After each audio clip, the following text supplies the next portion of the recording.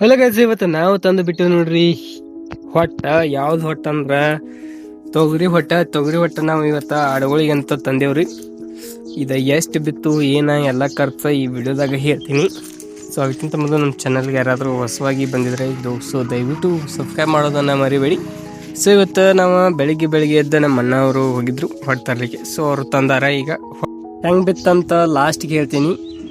So ಅದಕ್ಕೆ video ಕೊನೆ ತನಕ ನೋಡ್ರಿ. ಸೊ ಈಗ ಹೊಟ್ಟೆ ಹೆಂಗೈತಿ ನೋಡೋಣ ಅಂತ ಬರೀ.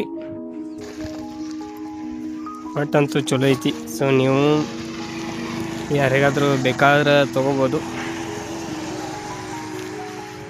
ನಾವು ಎಷ್ಟು ಚೀಲ ಇಸ್ಕೊಂಡೇವು ಅಂದ್ರೆ ಸುಮಾರು 70 ಚೀಲ ಇಸ್ಕೊಂಡೇವ್ರಿ. ಅಂದ್ರೆ 2 ಟನ್ ಆಗ್ತೈತ್ರಿ. ಇವ ಚೀಲ ಒಂದು ಸ್ವಲ್ಪ ಸಣ್ಣ ಇದ್ದು ಅಂದ್ರೆ 70 ಚೀಲ ಆಗೈತ್ರಿ. ಅದಕ್ಕೆ 2 ಟನ್ ಆಗೈತ್ರಿ.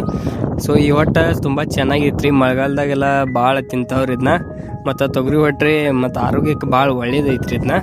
ನೀವು ರೊಕ್ಕಿದ್ದು ಅಂದ್ರೆ ಇಂಥ ಹೊಟ್ರಿ ತರಿಸ್ರಿ. ಆಡುಗಳಿಗೆ ಎಲ್ಲ ಚಲೋ ಇರ್ತೈತ್ರಿ. ಈಗ ತೋರಿಸ್ತೀನಿ ಬರ್ರಿ ಆಡುಗಳೆಲ್ಲ ಯಾವ ರೀತಿ ತಿಂತಾವಂತಾರೆ.